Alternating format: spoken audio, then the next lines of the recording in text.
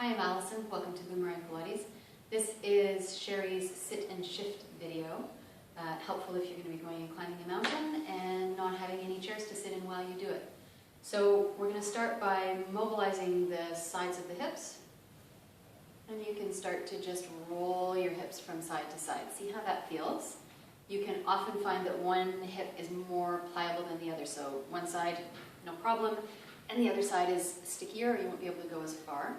If you feel like you don't actually need an extra bolster, I'm using half domes, but you could certainly just use rolled up towels or sofa cushions. Once you feel like you've progressed your mobility, drop the hip all the way to the floor. You'll find you get more upper body motion when you do that, probably. You could start to move your arms from side to side as you go. Do a little modern dance motion. Bring your hands in towards your chest. It's going to change how much momentum you get from your upper body. You're going to have to use more lower body. I'm sitting with my toes underneath me, so I'm also getting a little opening through the fronts of my feet. So then, you're going to tip yourself up on your feet with your legs hip distance apart. Take a moment to balance and find some weight into the big toe side of your foot, right, so that you're not rolling onto the outside edges of your feet. And then you start to shift back and forth. I would suggest for most people, you're going to start with a bolster, a sofa cushion, some rolled up towels, something that's going to minimize your range. And you're shifting forward and shifting back, and shifting forward and shifting back. And again, once you feel like that range is pretty smooth and easy, you can play around with your arm position.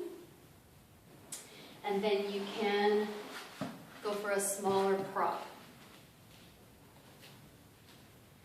So you shift onto something that's a little closer to the floor.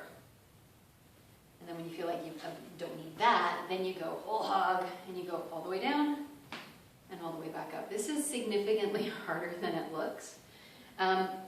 Contraindication would be if your knees are really tight. If you've got knee issues, this is probably too much knee flexion for you.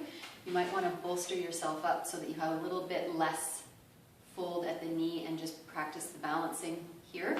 And if that's too much, then you might want to start with a quick stretch out of your quads.